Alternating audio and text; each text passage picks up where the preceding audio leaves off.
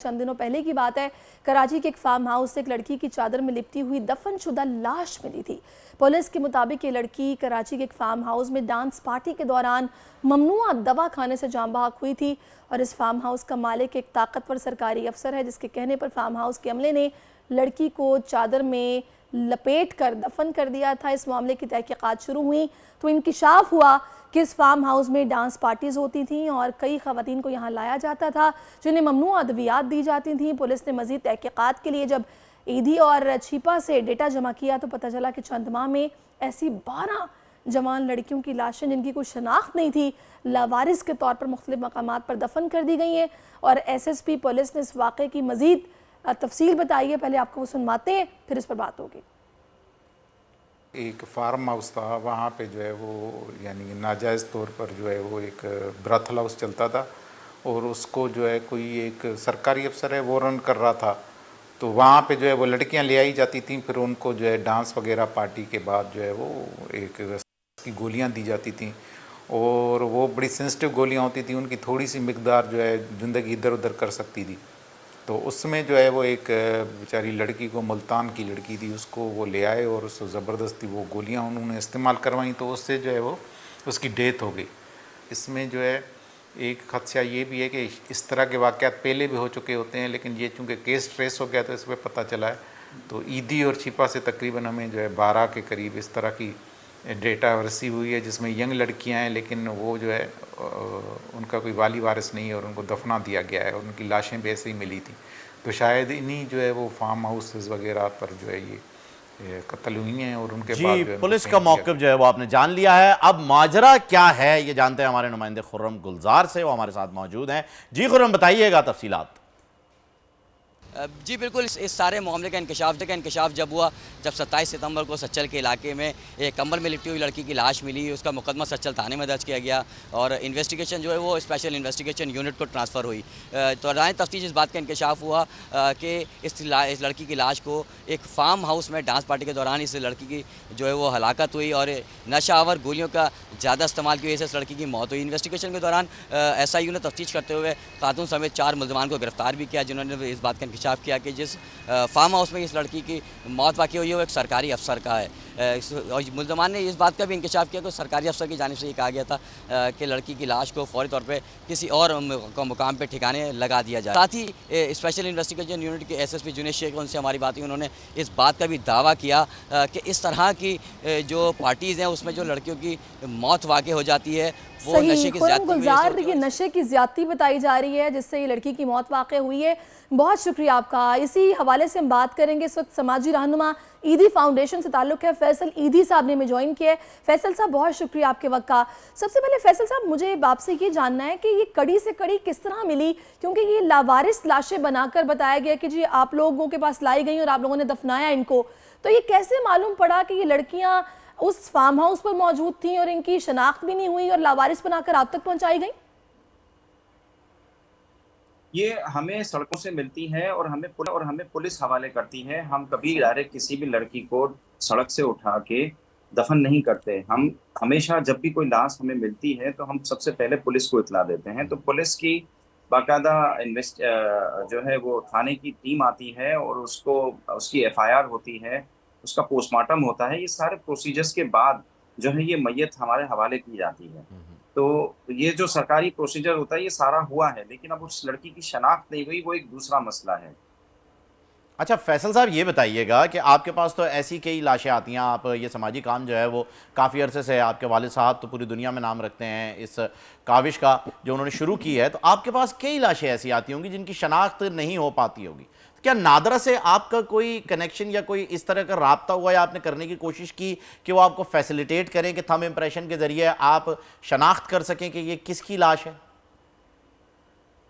जी बिल्कुल, हमारे पास नादरा का सिस्टम है और उसमें तकरीबन 40% 50% लाशें जो है वो इस काबिल अगर हो कि उसकी फिंगरप्रिंट्स ली जा सकती है, तो वो हम लेके नादरा को ईमेल करते हैं। तो नादरा हमें 4-5 दिन बाद जो है वो उसको सर्च करके जवाब देता है कि ये इसकी शनाख्त हुई है या नहीं हुई। अगर शनाख्त हुई होती है तो वो हमें डिटेल दे देते हैं कि ये इसका एड्रेस है और इसके रिश्तेदारों का एड्रेस है, आप उनसे राब्ता कर लें। तो फिर हम उनसे राब्ता कर लेते हैं। लेकिन 50-60% ऐसी लाशें होती हैं जिनकी शनाख्त नहीं होती, क्योंकि उनकी फिंगरप्रिंट्स नहीं ली जा सकती, या पुरानी होती हैं, या कोई ना कोई वजह होती है कि उनकी फिंगरप्रिंट्स नहीं होती। लेकिन एक बात मैं आपको इस हवाले से कहूं कि ये कई सालों से मैं भी देख रहा हूं कि बहुत सारे हमारे जो पोश इलाके हैं, अमीर इलाके हैं, उनके यहाँ पार्टियां होती हैं, जी बिल्कुल। नाइट पार्टीज होती हैं, उसमें गरीब घराने की आजाद ख्याल लड़कियों को ये बुलाते हैं और नशे की आदत लगाते हैं। हमारे पास हमारे जो मेंटल और जो रिहेबिलिटेशन शेल्टर सेंटर्स होम हैं है, आपके, जी वहाँ जी। पे शेल्टर होम है खवातीन के, उसमें कभी कभार ऐसी खवातीन आती हैं, यंग लड़कियां आती हैं जिनको इनके माँ बाप घर से निकाल देते हैं, क्योंकि वो नशे की आदी हो जाती हैं। और वो इस तरह की जो पार्टियां होती हैं ना, जो नाइट पार्टियां होती हैं पोश इलाकों में, क्लिफ्टन है, डिफेंस है, उनमें ये यूज होती हैं, उनको ड्रग्स दिया जाता है और उनको सेक्सुअली अब्यूज किया जाता है। और क्योंकि उनको पैसे मिल रहे होते हैं तो वो इन पार्टियों की आदी होती हैं, तो ये हमारे पास बाज औकात इलाज के लिए आती हैं, या बाज औकात इनके साथ होता ये है कि ये आवारागर्दी में कहीं सड़क पे नशे की हालत में पुलिस को मिलती है, तो पुलिस जो है ना वो हमारे हवाले कर देती है, ताकि हम इनके बुरसा को तलाश करके, फिर वो एक दो दिन हमारे पास रहती हैं, वो फिर चले जाती हैं, क्योंकि बालिग होती हैं, उनकी उम्र 20 साल है, 22 साल है, तो वो फिर चले जाती हैं लड़ झगड़ के, या फिर उनके बुरसा को हम बुला के, इनके माँ बाप को बुला के भी हम इनको दे देते हैं, लेकिन इनके माँ बाप अक्सर औकात इनसे जो है वो नाराज होते हैं।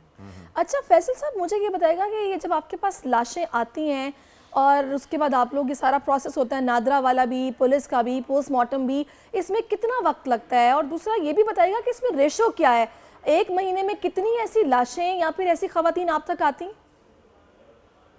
देखिए, खवातीन का तो रेशो कम है, लेकिन हमारे पास लाशें जो आती हैं साल में, वो तकरीबन 2 से 3 हज़ार लाशें हमारे पास सालाना, कराची, अल्लाह सिर्फ हो। कराची की बात कर रहा हूँ, पूरे पाकिस्तान को आप लेंगे तो बहुत ज्यादा है, इसको आप दो गुना मल्टीप्लाई कर लें, तो कराची में इतनी लाशें आती हैं। और शनाख्त का जो अमल है, हम इनके फिंगरप्रिंट्स लेके ईमेल करते हैं नादरा को, नादरा इसको जो है वो तकरीबन 4 दिन से 6 दिन, 8 दिन तक भी जो है ना हमें रिस्पॉन्स देता है। और जैसे ही हमें रिस्पॉन्स आता है, या तो नील की शक्ल में आता है, या फिर उसका एड्रेस हमें दे देते हैं, नहीं वो तो तो फिर आपने वो बताया। एड्रेस पे हम राब्ता करके उनके जो वर्षा होते हैं बिल्कुल उनको बुले करते हैं। बिल्कुल। अच्छा फैसल साहब, यहाँ मुझे एक चीज़ और बताइएगा, आपने जो अभी बात की है कि आप सबसे राब्ते में हैं, पुलिस के अफसरान से आप राब्ते में रहते हैं, और जो दीगर अफराद हैं उनसे भी आप राब्ते में, जो कि डिसीजन ले सकते हैं, जिनके पास इतनी पावर है कि वो डिसीजन लें।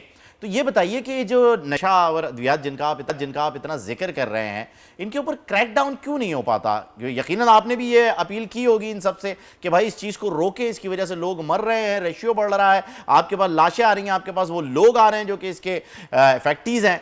तो आपने ये जब उनसे बात की तो क्या रिस्पॉन्स मिला आपको? देखिए, हम बात नहीं करते हैं। देखिए, जब ये लाश मिलती है, एफआईआर है, इसके ऊपर इन्वेस्टिगेशन होनी चाहिए और कॉज मालूम होना चाहिए, लेकिन आपको मैं बताऊं, इसमें आपको कोई गवाह भी नहीं मिलेगा, आपको बहुत सारी परेशानियां होंगी, लेकिन ये चीज एग्जिस्ट कर रही है। गरीब घराने की आजाद ख्याल लड़कियों को ये नशे में डाल के सेक्सुअली अब्यूज किया जाता है अमीर तबकों के अंदर, और ये यहाँ नहीं, पूरी दुनिया के अंदर है, ये दुनिया भर में, ये मगरिब के अंदर भी ऐसी चीजें जो है वो पाई जाती हैं, जो कि इंसानी हकूक के अलमबरदार अपने आप को कहते हैं।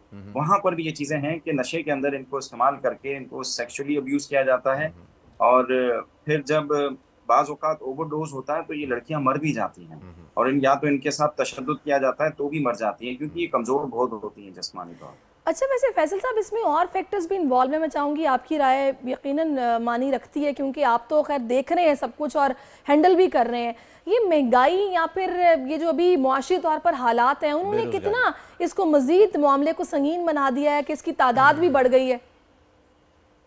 देखिए, कुरान में भी लिखा है कि भूख जो है वो इंसान को शिर्क की तरफ ले जाती है। जी।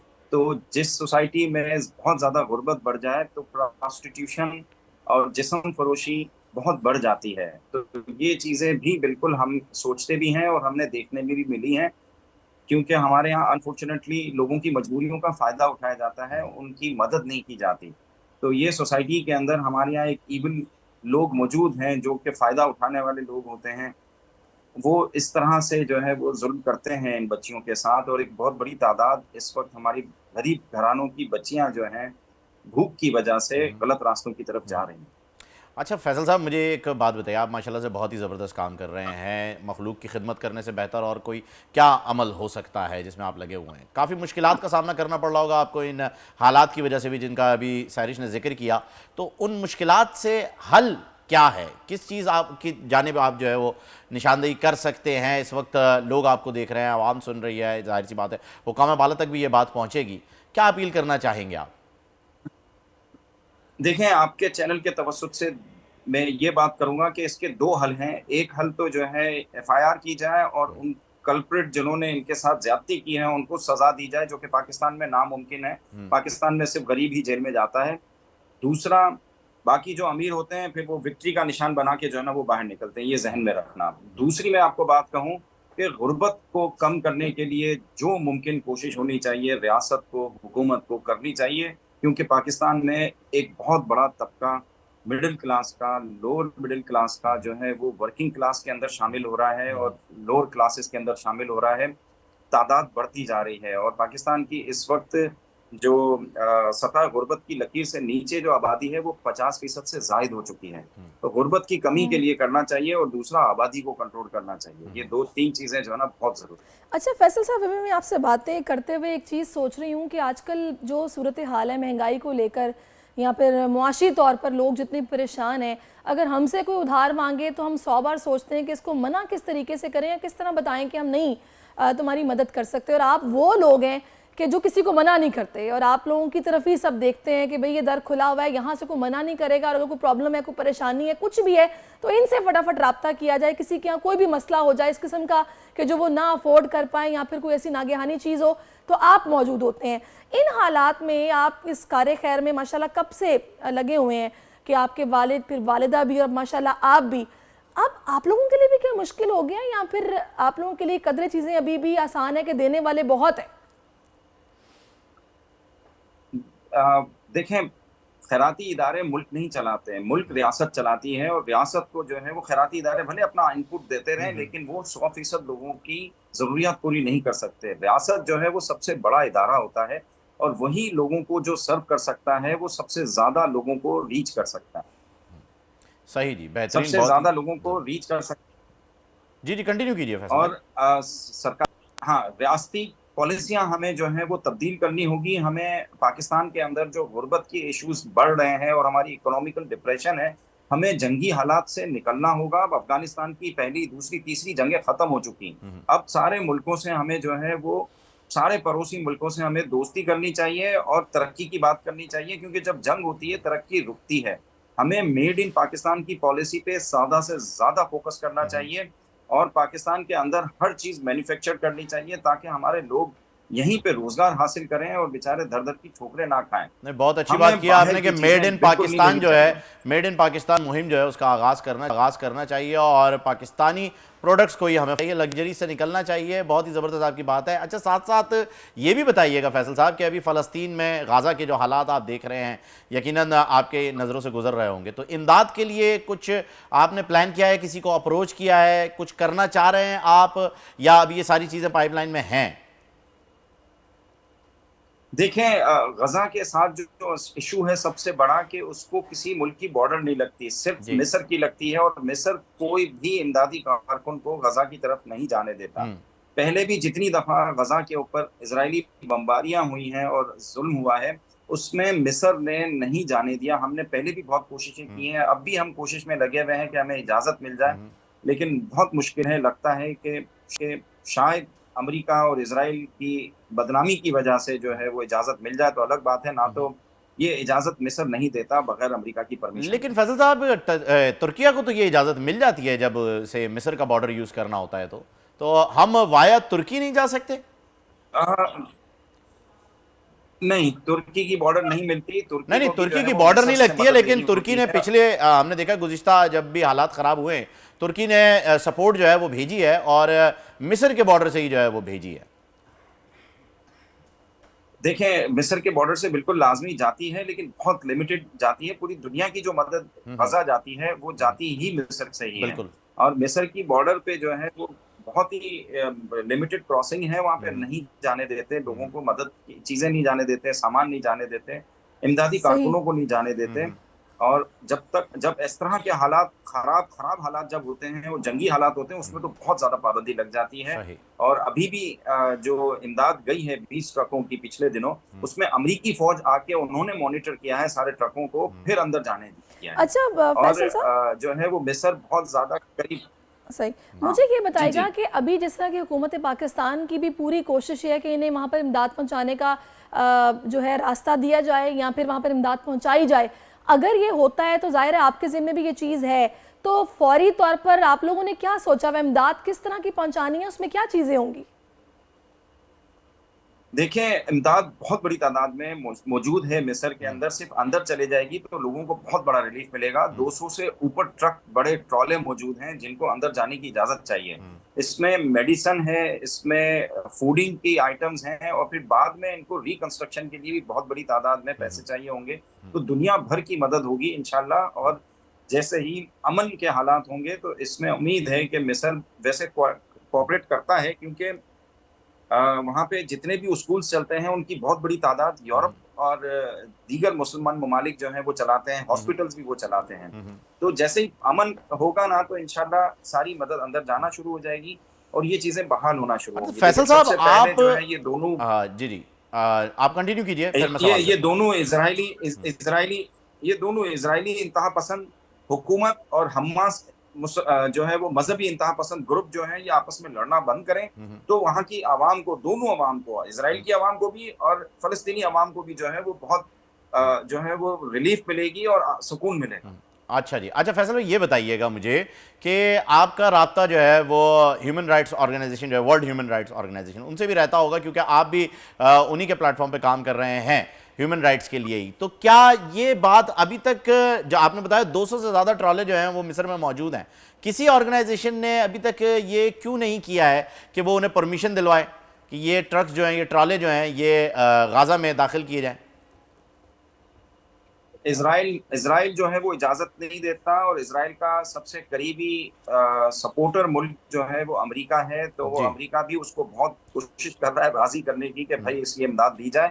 ये बहुत बड़ा इंसानी अलमिया है। इसमें इजराइल की भी बदनामी हो रही है, इसमें अमेरिका की भी बदनामी हो रही है, इसमें यूरोप की भी बदनामी हो रही है। इंसानियत को जिस तरीके से ये नस्ल कुशी की जा रही है गजा के अंदर, ये बहुत ही भयानक मिसालें हैं। और ये जिस तरीके से प्रोपेगंडा करता है इजराइल दुनिया भर के अंदर, ये प्रोपेगंडा झूठा साबित हो रहा है। और उल्टा इजराइल ही जो है वो फलस्तीनियों को मारने का जो है वो मतलब मारने में जो है वो बदनाम हो रहा है। क्योंकि अब सोशल मीडिया बहुत हाँ, सोशल मीडिया को ये रियासतें रोक नहीं सक रही हैं, ना अमेरिका रोक सक रहा है, ना इजराइल रोक सक रहा है। सोशल मीडिया जो है वो 5th जनरेशन वॉर का वो दुश्मन है इन रियासतों का, जो इनके कंट्रोल में नहीं है। बिल्कुल आप सही कह रहे हैं कि सोशल मीडिया के आने के बाद अब चीज़ें बहुत चेंज हो गई हैं। कहीं भी जुल्म होगा, ये नहीं हो सकता कि उसको छुपा लिया जाए, वो सारी दुनिया देख रही है। फैसल साहब, बहुत शुक्रिया, आपने अपना कीमती वक्त, आप जिस तरह काम कर रहे हैं, अल्लाह ताला आपको इसकी जज़ा दे और आप ऐसे ही काम करते रहें। सब्सक्राइब करें और बेल दबाएं ताकि कोई खबर रह न जाए।